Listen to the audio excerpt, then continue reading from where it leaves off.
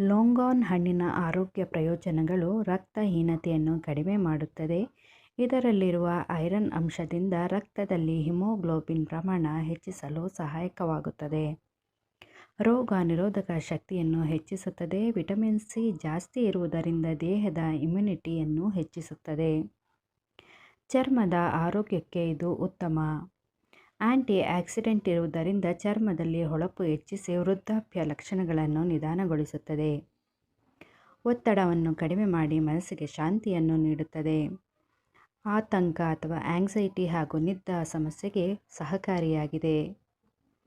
ಜೀರ್ಣಕ್ರಿಯೆಯನ್ನು ಸುಧಾರಿಸುತ್ತದೆ. ಇದರಲ್ಲಿರುವ ನಾರಿನ ಅಂಶ ಜೀರ್ಣಕ್ರಿಯೆ ಸರಾಗಗೊಳಿಸುವಂತೆ ಮಾಡುತ್ತದೆ.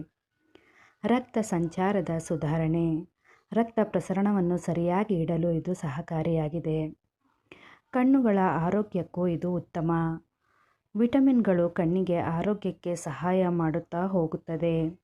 ಆದ್ದರಿಂದ ಈ ಹಣ್ಣಿನ ಪ್ರಯೋಜನ ಹಲವು.